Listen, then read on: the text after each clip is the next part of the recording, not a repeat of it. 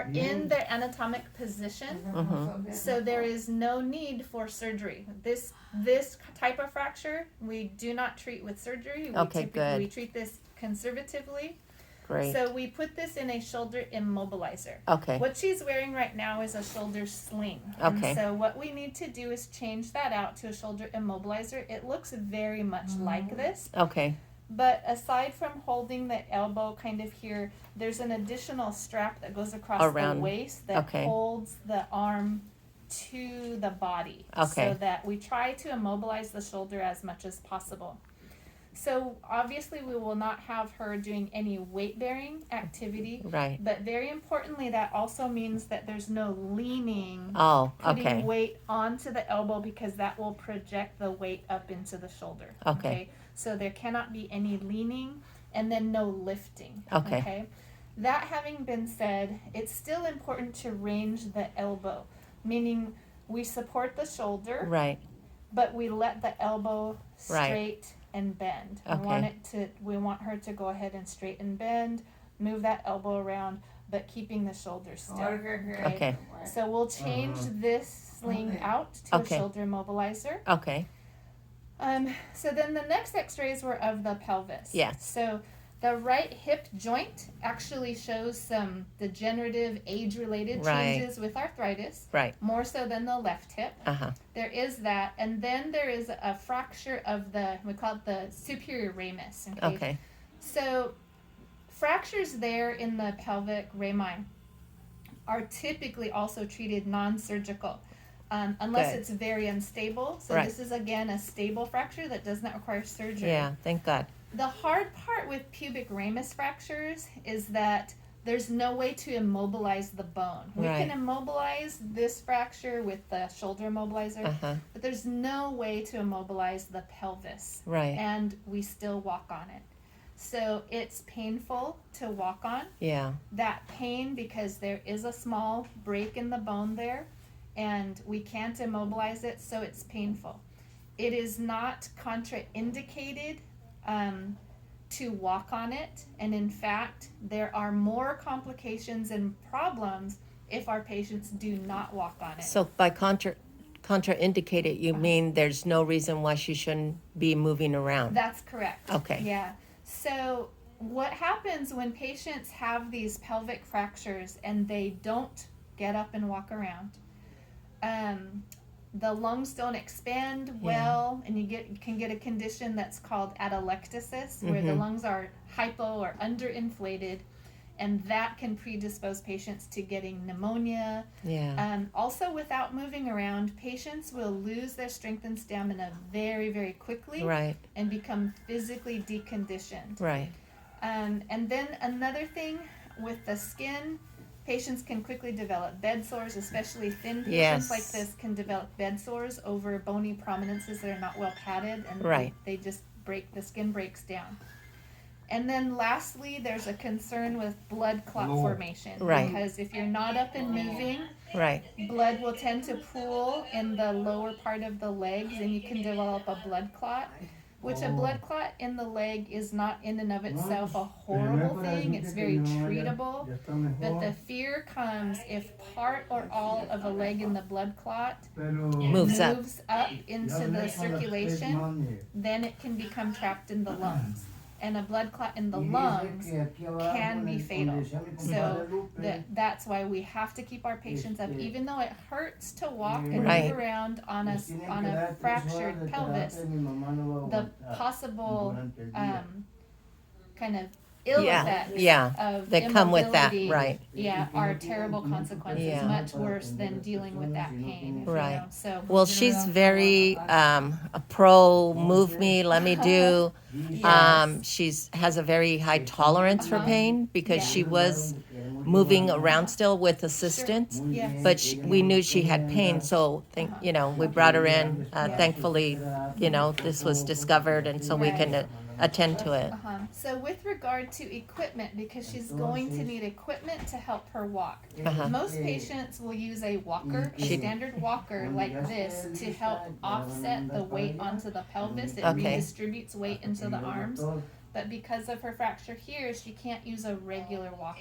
Okay. So there's a couple of options, and physical therapy may evaluate to see which she'll do the best with. Okay. One of them is called a platform walker. So it looks a lot like a regular walker, but there's a platform attachment that she can just rest her hand on. Oh, yes. We don't want her again to translate Right. weight onto that platform, so that may or may not be the best option for her. Right. Some patients do very well without putting weight on. Believe it or not, she's not the first person to have more than one fracture.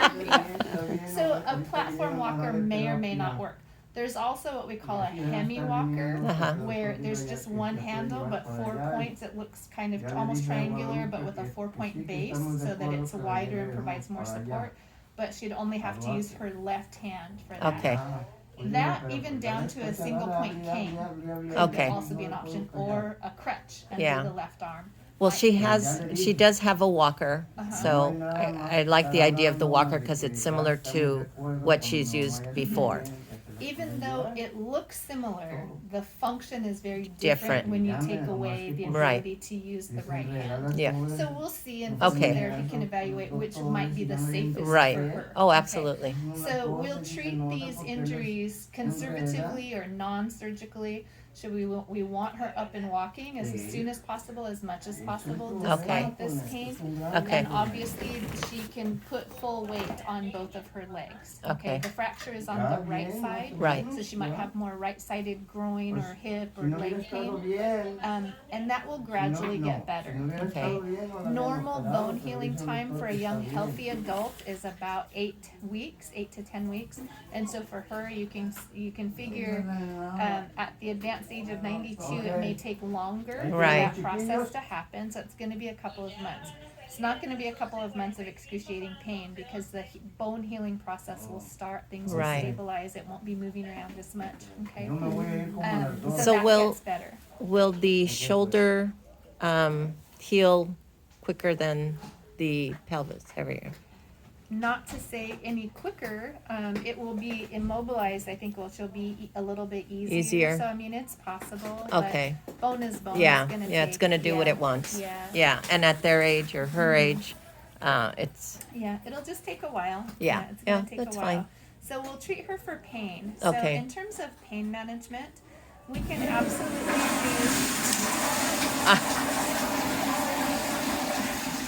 we can absolutely do ice if Okay. we need to the shoulder. When she's laying down, if she wanted to actually put ice over her pelvis, that might help.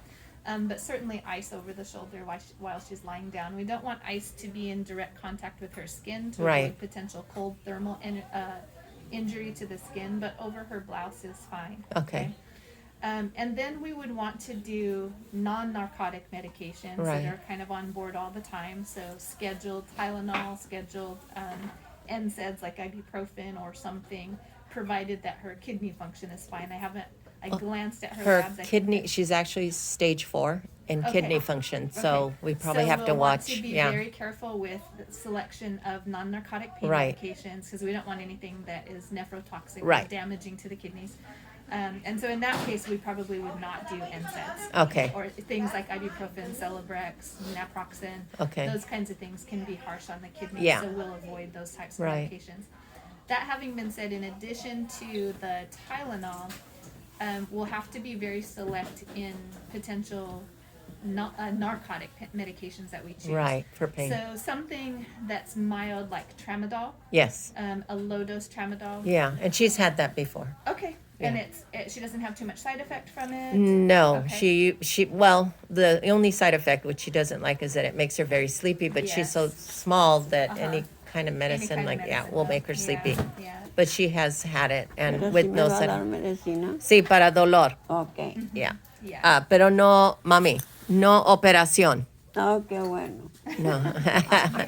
Yeah. Yeah, no operación, No, pero mucha terapia, tiene que moverse, puede Yeah. andar, pero le van a dar como ahorita cuando venga la persona de fisioterapia, esa persona le va a enseñar cómo moverse y el hombro lo van a tener como cerrado y nomás mover el brazo así donde Yeah. está el codo, para abajo y para arriba, pero cerrado aquí de arriba.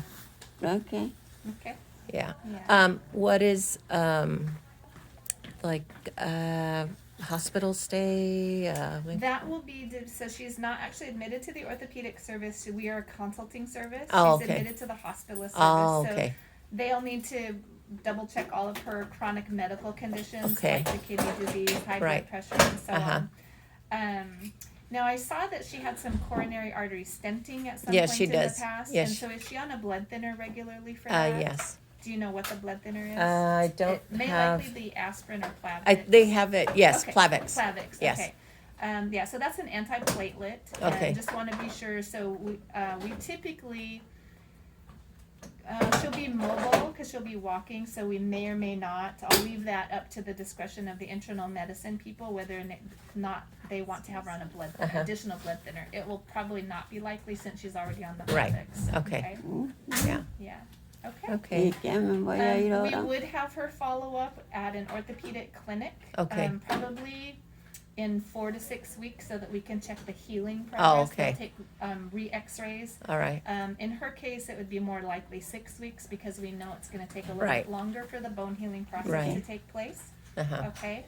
Que- So dice que ahorita todavía no sabemos cuándo va a salir del hospital. Do you foresee it being longer than two? This is my sister.